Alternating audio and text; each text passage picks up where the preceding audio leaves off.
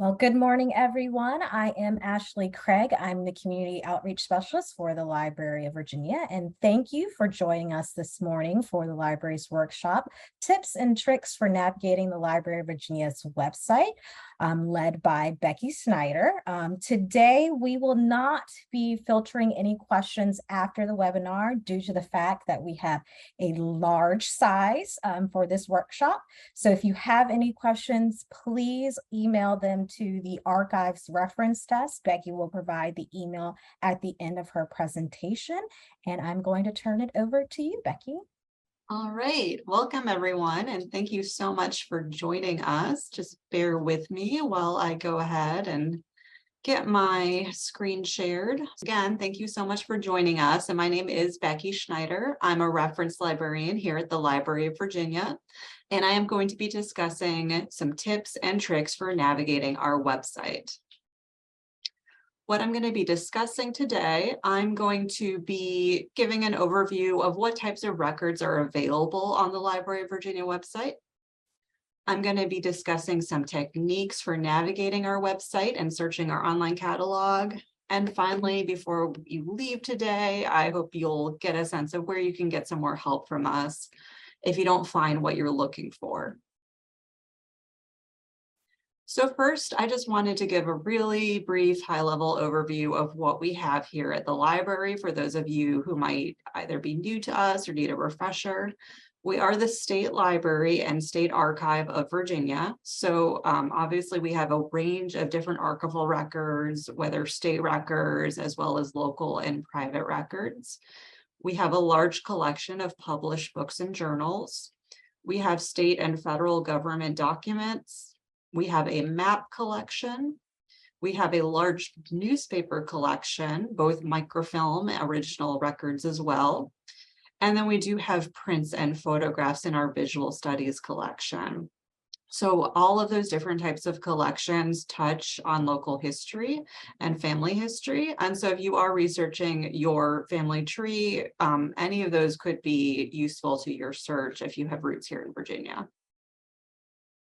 So before I delve into the website, I wanted to talk about various ways you can get information from Library of Virginia if you don't happen to be local to Richmond, to kind of give you a sense of when it's appropriate to use our website and when it might make more sense to try a different route of getting our resources. So in terms of what we have digitized on the Library of Virginia website, we do have a range of archival records that we've put online. We have indexes that we have created over the years to our collections, and some of those are digitized. We have digitized some of our maps. We've digitized a lot of newspapers, and I'll be highlighting that collection later. We have digitized some photograph and print collections. And we also have a yearbook digitization project, which is really great for that 20th century family history. So those are all records that are available on our website. But I did want to touch on some other options and sort of differentiate them. So some records that are either here at the library or are held by our partners, such as the Virginia Department of Health, or on other websites such as Ancestry and Family Search. Both Ancestry and Family Search have a lot of birth, marriage, divorce, and death records. They also have some wills and estate records, and I'll be discussing later how to access those and just give you a sense of how that's different from what we've got on the website.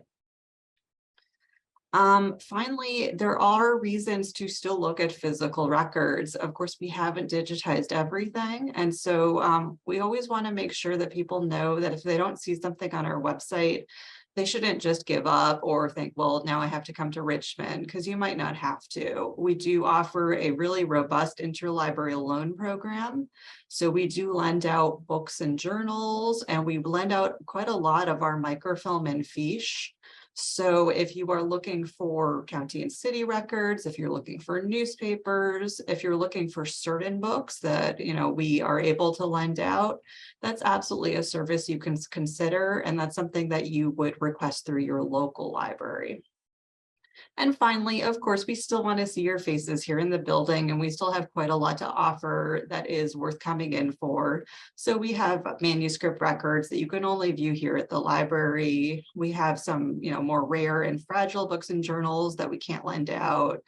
We have original newspapers that are not on microfilm. Our special collections and maps department has quite a lot that you would have to come in and view by appointment. And then we do have some in-house databases and kind of online partnerships that you can access when you're here in the actual building. So we do have a partnership as a Family Search affiliate library, which means when you use the Family Search website, you get more content by being in our building. We have a partnership with newspapers.com that you can get access to here in the building.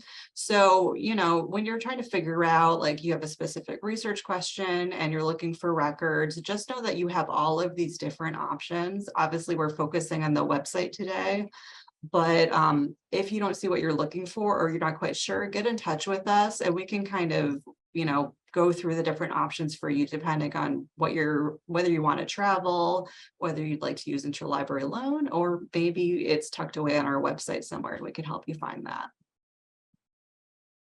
So before I start kind of demoing the website, I wanted to discuss some of the misconceptions we hear from people who are using our website. We definitely have not digitized everything. So not everything has been digitized and is on our website. And not all of the records that might interest you are even our records. So, many of you are experienced family history researchers and probably have a sense of where these records are held. But a common one that we use all the time is the US Census. That's a very important collection to our researchers. We absolutely can help people access that collection in a variety of ways, but they're not our records. So of course, they're not going to live on our website because we don't have the rights to them and we don't manage them. So if you're not quite sure whether a record is held by Library of Virginia or whether it's been digitized, again, this presentation is going to help you kind of get a sense of how to find things on our website. But again, you can always get in touch with us if you're not quite sure. Then the other thing I wanted to touch on is to make sure everybody knows that you do not need a library card to use our website or to access our digital collections. I get a lot of phone calls from people who are like really anxious to get a library card with us, and we love that. We love everyone to have a library card or an account, but you don't need it to access the majority of our collections, particularly those that are relevant to family history research. If it's something that we have here, for the most part, we're just putting it online for free. There are some exceptions to that, but most of what I'm talking about today is free for anybody, anywhere in the world to use. So I'm going to now show you some parts of our website, and I'm going to go through 3 different sections of the website that are very useful for exploring our collections and specifically exploring our digital collections. So the first part of the website I'm going to talk about is Virginia Memory.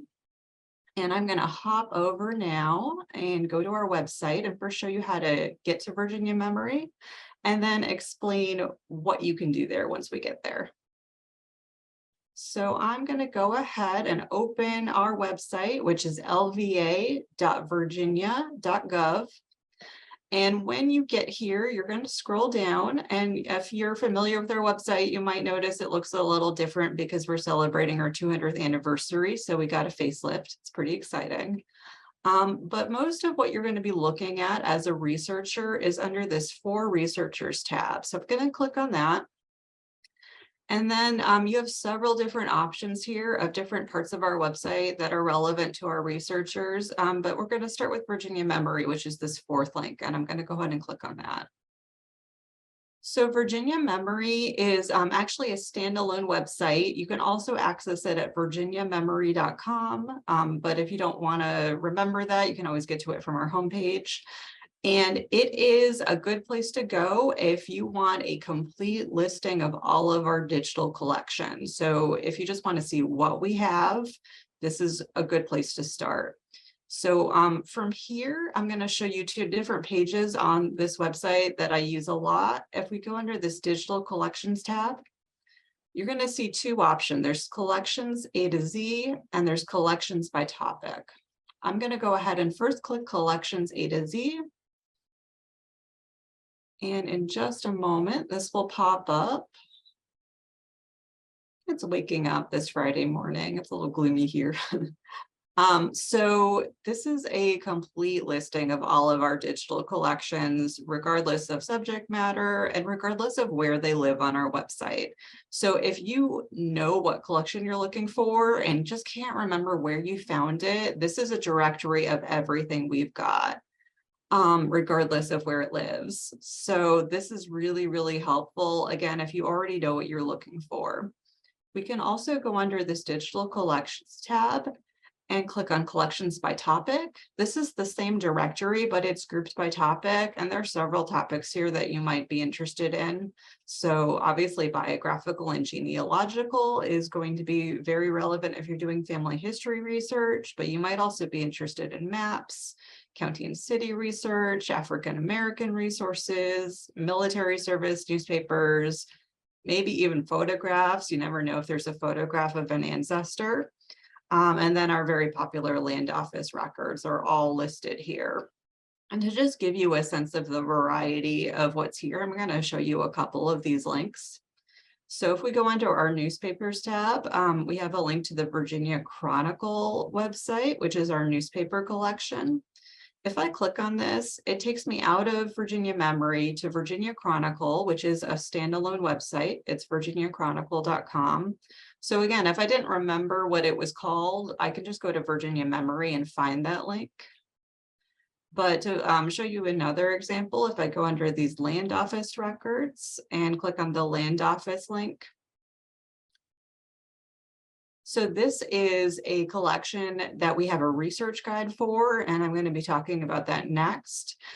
But the Virginia Memory Directory brings you directly to this research guide. So not only can you start searching our land patents and grants, but you immediately get access to the research guide that gives you some background information. So if you didn't remember whether there was a research guide for it, you couldn't quite remember how you had got into our land records last time, again, just come to Virginia Memory and that will get you to where you need to go. So let me pop over back to my slides.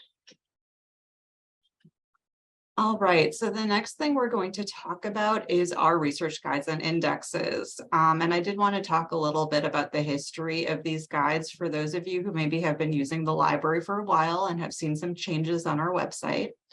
Historically, we've published a lot of research guides that walk people through how to use our collections. Sometimes they will suggest specific resources or just give background information so that you can understand how to use our collections effectively. But back in the day, we were mostly creating either print guides or guides that were like PDFs on our website. And starting in 2021, we're using a new system. So you'll see these much more modern research guides on our website. They're much easier to look at if you're looking at it on a smaller device like a smartphone or a tablet. They're easier for us to update. So it's definitely going to look different than it did a few years ago. And I'm going to show you those research guides and give you a sense of what is on the research guides page and how to use it. So again, I'm going to click over to our website. And again, I'm going to walk you through how to get there. So we're back on the home page. Again, I'm going to click on For Researchers. And this time I'm going to click on Research Guides and Indexes. And this is going to take us over to the home page of this section of the website. So this lists all of our research guides that we are currently providing, and it also lists all of the indexes that we have created for collections. They're all in one place. Similar to Virginia Memory, it is organized by subject as a default, but you can also get to an A to Z list. I can get over there by clicking View All. So if I knew exactly what I was looking for, I could find it in an alphabetical list, but if I was just exploring a variety of these different sections are going to be relevant to you as family history researchers. I'll also point out that there's this search box in the top right. So if you are interested in a specific topic, but you just don't see a research guide related to it, if you do a search here, you can search the titles of the guides and in many cases, the full text of the guides. So whatever search term you type in, if there's a match in one of our guides, that guide will come up. So that's really useful as well. So I am going to break down what's on this page into kind of three categories. So we have a lot of general guides that are just general overviews of a topic that interests our patrons.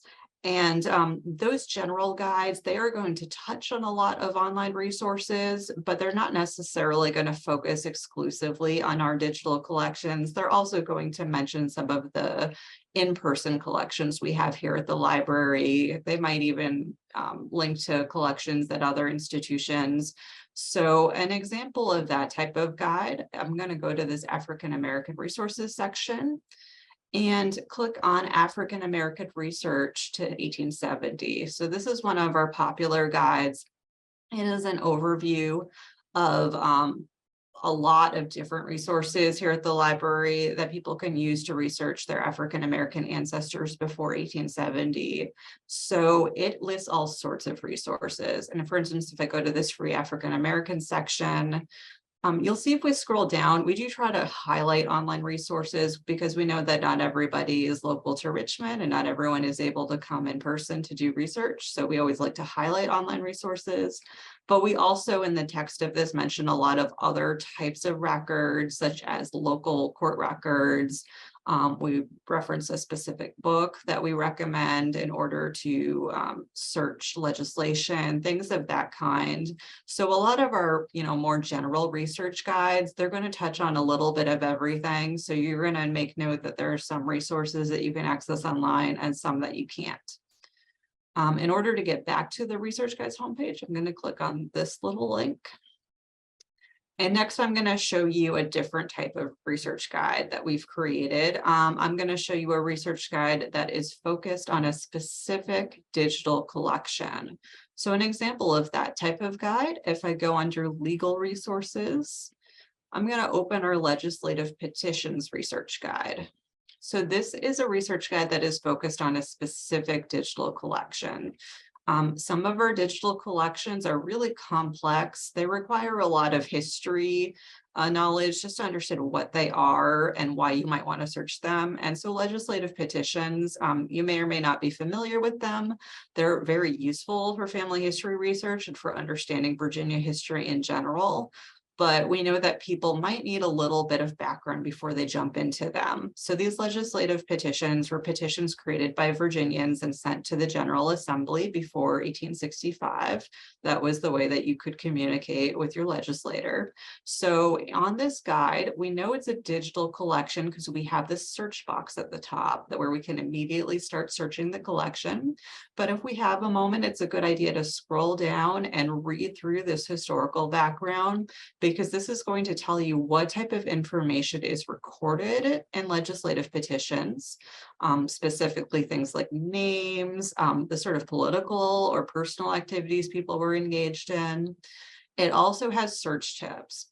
All of our digital collections are a little different. Each one is cataloged differently. So it's really good to know how to search them, what keywords are best to use, what subjects are attached to the catalog records. And then we also like to include related resources. So maybe there are some other collections that are similar to this one, but perhaps haven't been digitized or perhaps can be accessed a different way. So again, it's really good to look for a research guide if one is available for our digital collections.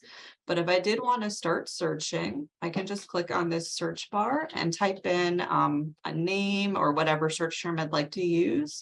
And as soon as I hit enter, it opens a new tab.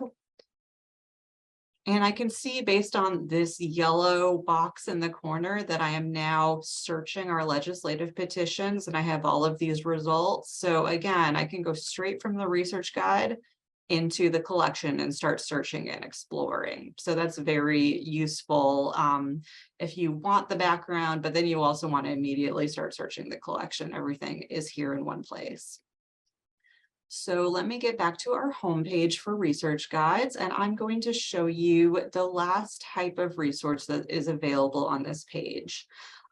As I mentioned earlier, we have created a lot of different indexes for our collections, and those are listed on our research guides and indexes page. So when we create an index for a collection, it's because it's a complex collection, and in order for people to use it effectively, especially over the years, we have sometimes created these indexes so that you know whether your ancestor's name is mentioned in these records or whether another type of information is present. So I'm going to show you an example of one of these.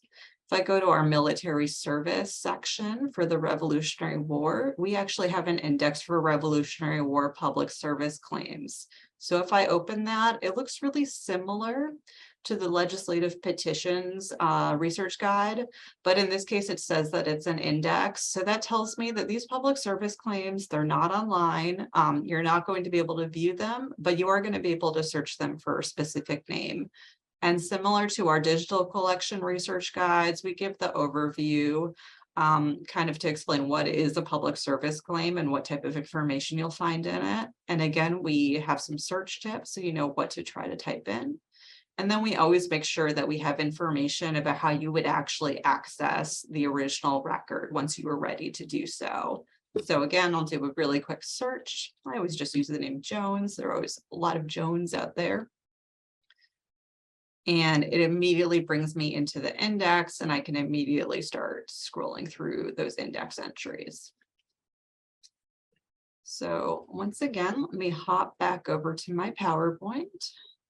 So we've got Virginia memory, we've got our research guides and indexes, and finally we are going to talk about the library catalog, which is probably the most useful and most used part of our website. And again, I'm going to do a quick little history lesson for those of you who remember maybe the old catalog. So in 2019, we switch catalogs, and you might be familiar with our new one. It's called Primo. You don't need to remember that. We usually just call it the library catalog, but it is new software that looks a little different than what we had before.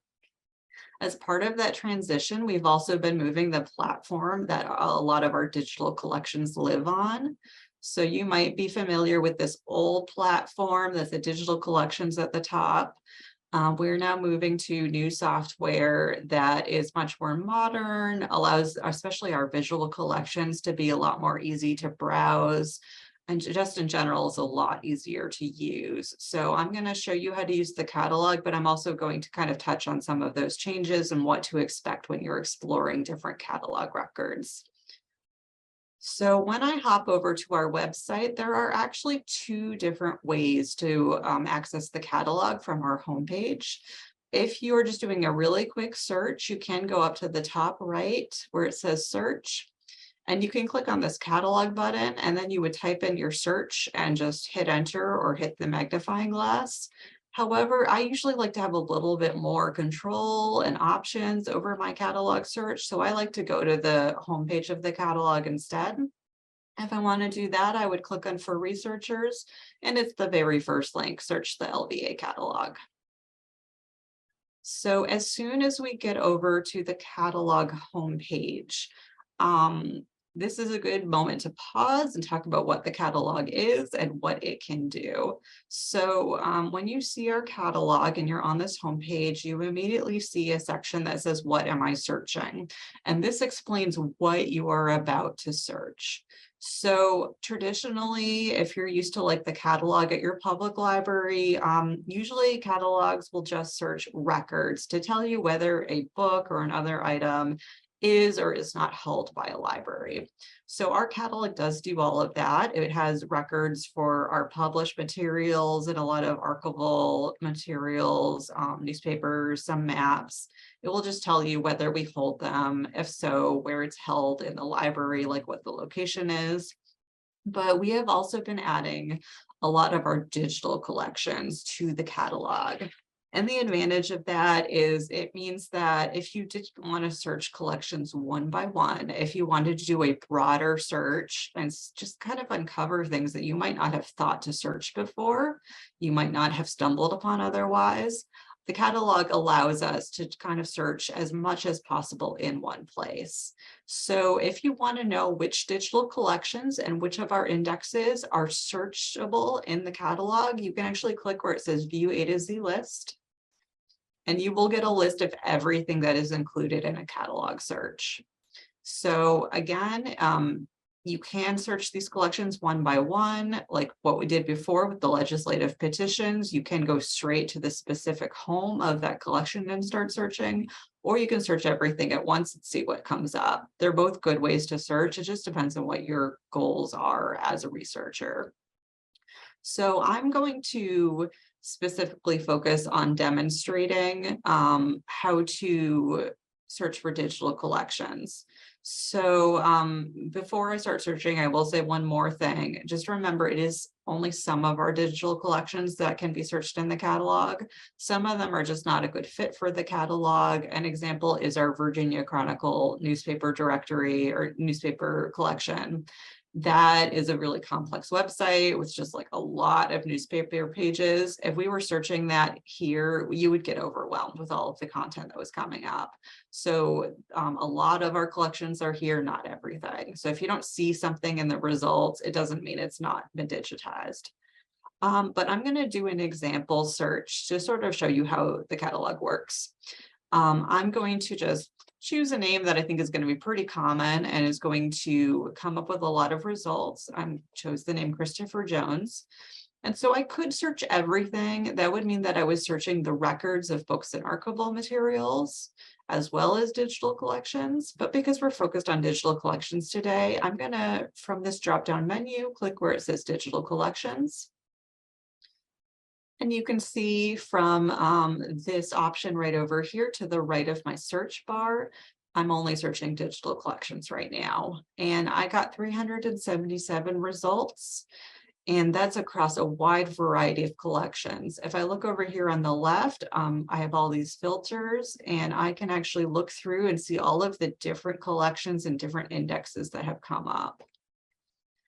So I'm going to show you a few examples of digital collections that have come up with this search to kind of give you a sense of what they look like, how to interpret the records, and how to actually view what you're looking for.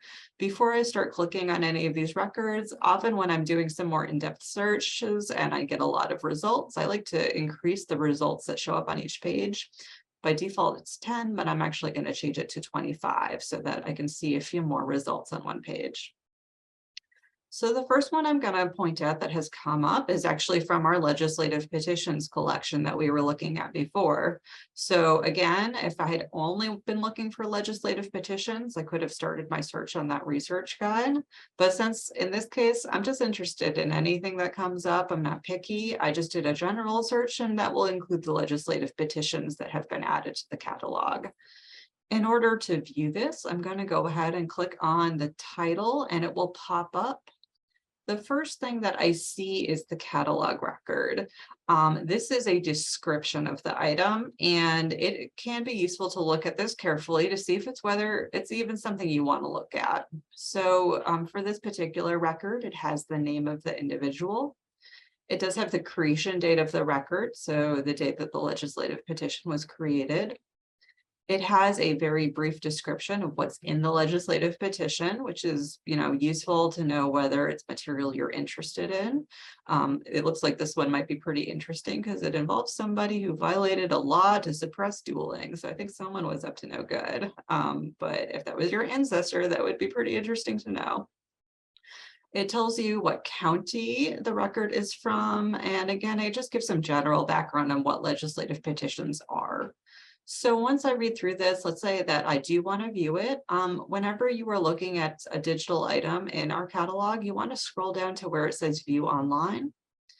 And from there, you can click where it says available. So in this case, this is on our newest platform. And it's going to open in a new tab, and immediately you're going to be able to look at the 2 pages of this petition.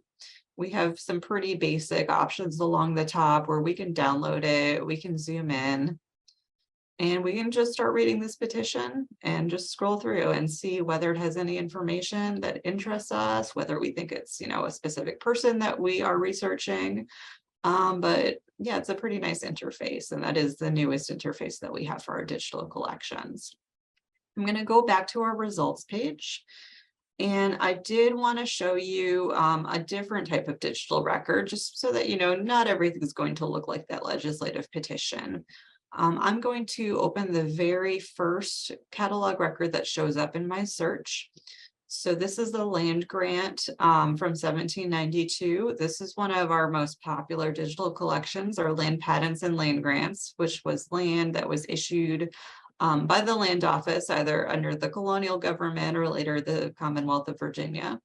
And again, the catalog record, it tells me a bunch about this land grant and gives me a sense of whether I might want to look at it. It tells me the date, it tells me the person that the land was granted to, as well as some other individuals that were involved. It gives me a county, the number of acres.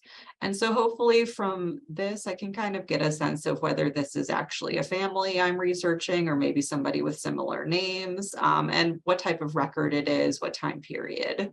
So if I read through all that and I think, yep, I do want to look at that land grant, I'm going to scroll down. Again, I'm looking for where it says view online, and I'm going to go ahead and click view. So these land patents and land grants were digitized really at the very beginning of our digitization program. So they are not in Rosetta.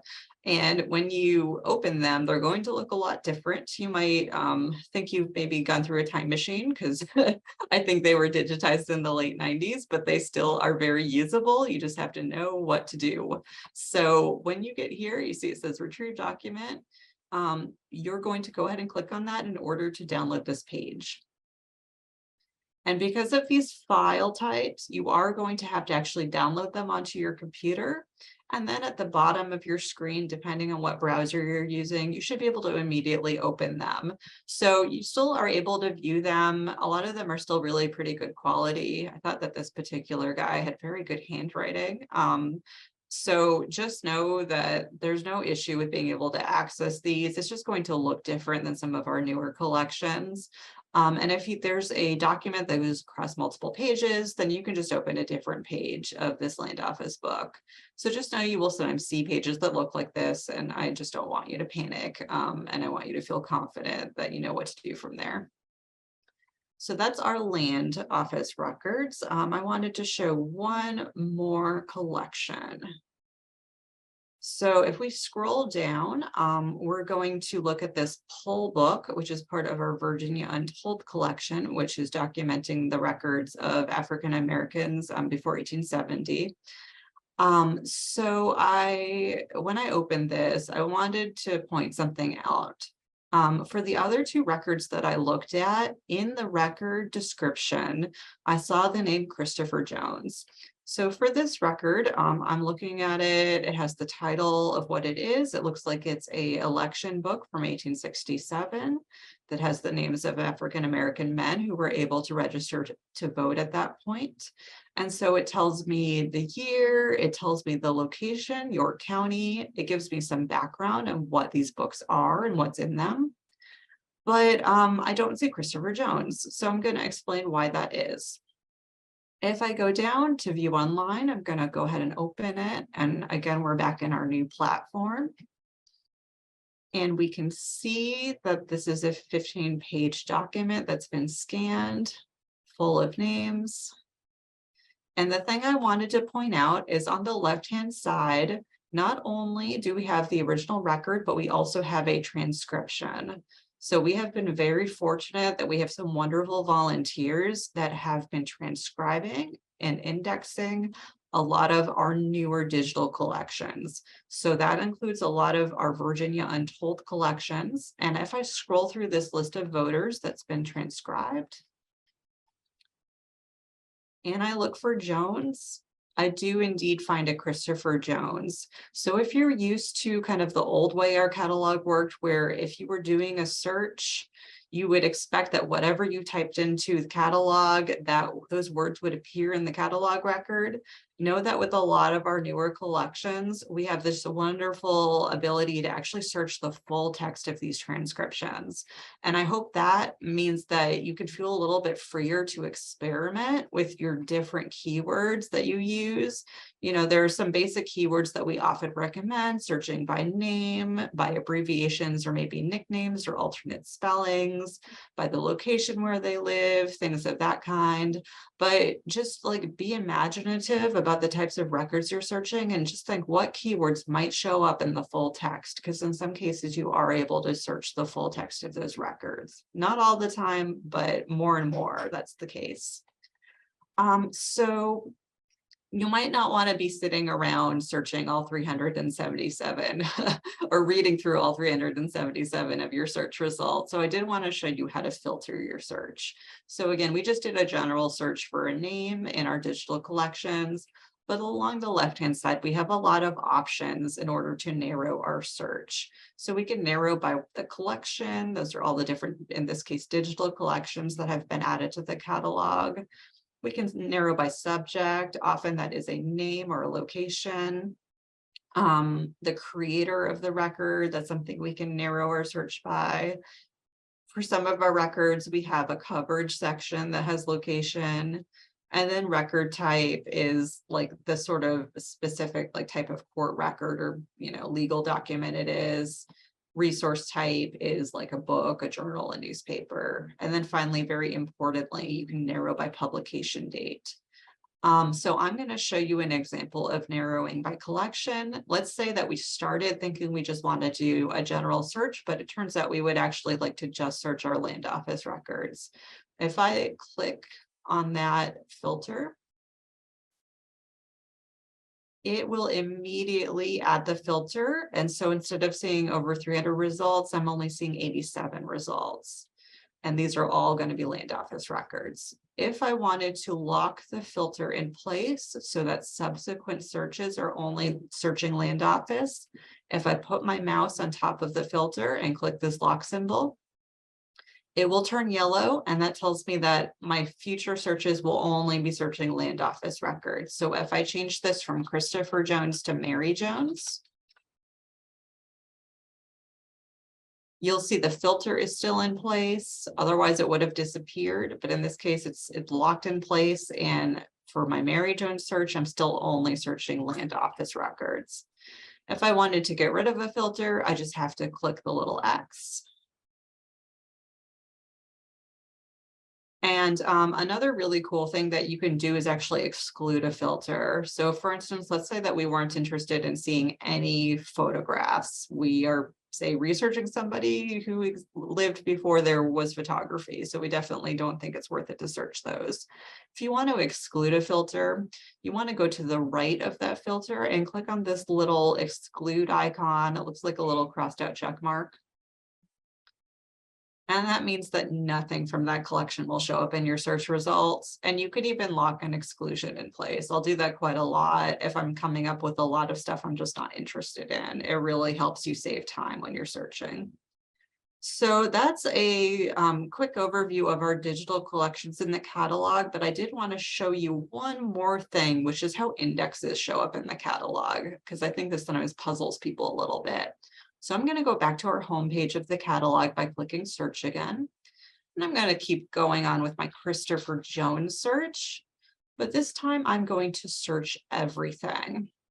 So when I search everything, as I said, that includes digital collections, it includes books and archival materials, but it also includes all of those customized indexes that we've added to the catalog. Again, we've created a lot of indexes to our collections over the years, and we wanted to have some of those available in the catalog so that when you do a really broad search for, say, an ancestor's name or something of that kind, if there's an index entry that matches that name, it will come up. So I'm going to show you a couple examples to help you understand what these are going to look like. So as I'm scrolling through, we have this like little tiny type that tells me what type of record it is. So some of these are archival, some of these are books, but then I will see these items that say index entry. So I'm going to click on this particular one that is titled Christopher Jones. And I can see if I look at the record that this is an index entry that is part of our wills index. So we have created a wills and administrations index that indexes wills from 1692 to 1800. And it is searchable in the catalog. So sometimes when people stumble upon these, they're not really sure what they're looking at because there's not much here. There's just literally this catalog record.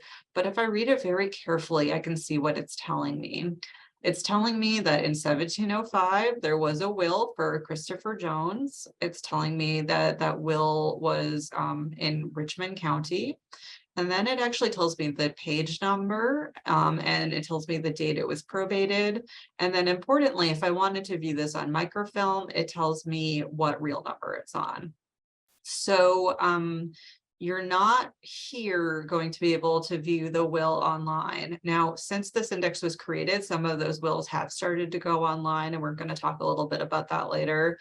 But this is really useful.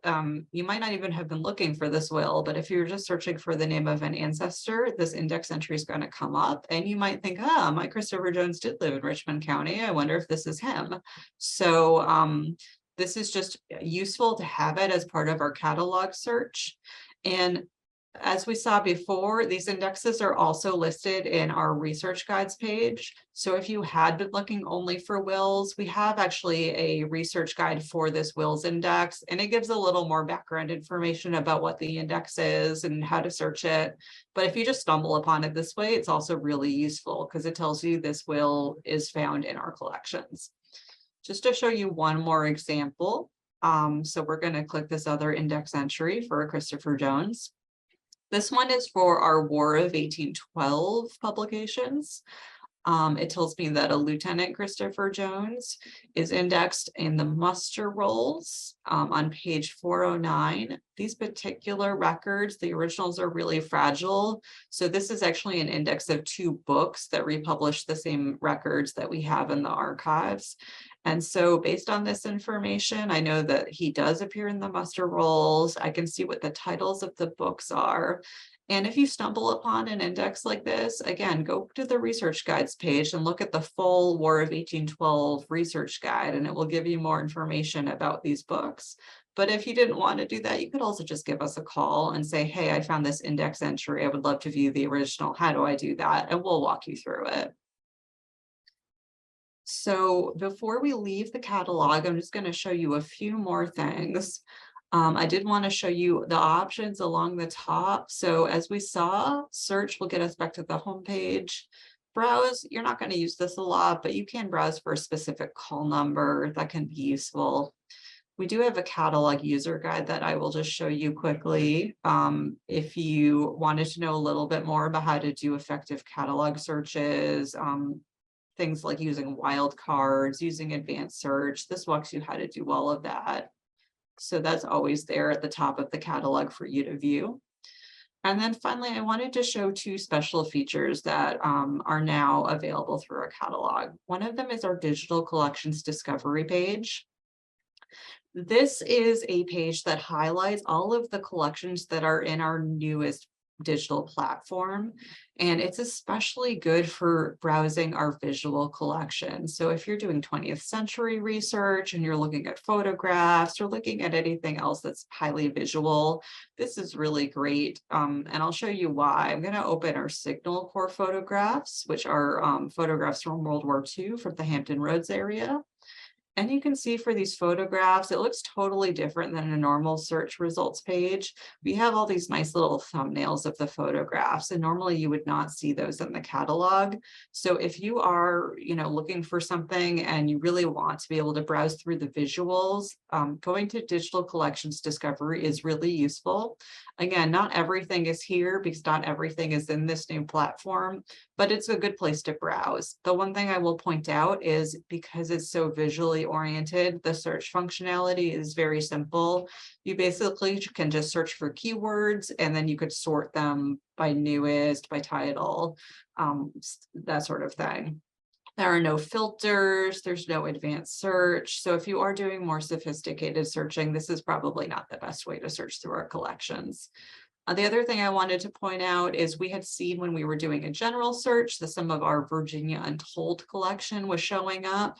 But if you just want to search Virginia Untold, we do have a link to it at the top of the catalog homepage. So I'm going to click on that and show that to you. This is actually pretty brand new, so you might not have seen it before.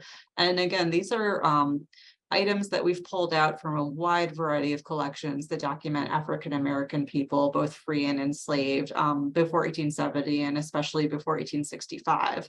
So this is a kind of a portal page where you can search this collection. It provides a lot of background information, or you could just start searching and you'll only see items from this collection. So just know that that is available as well. And there are a variety of ways to get to it, but this link is one of them.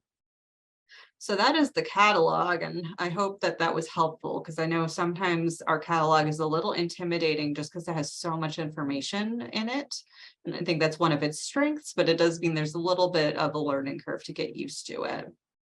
So to kind of wind us down, I'm just going to briefly touch on digital collections that are not on our website, because we do get a lot of questions about these, and I thought it was good to take a moment to talk about what is not on our website but is still online.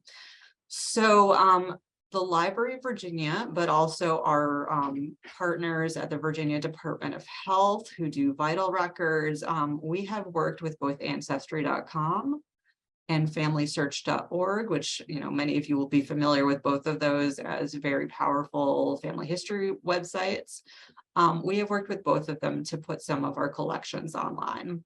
So if you go to either Ancestry or Family Search, you're going to see a wide variety of birth, marriage, death, and divorce records.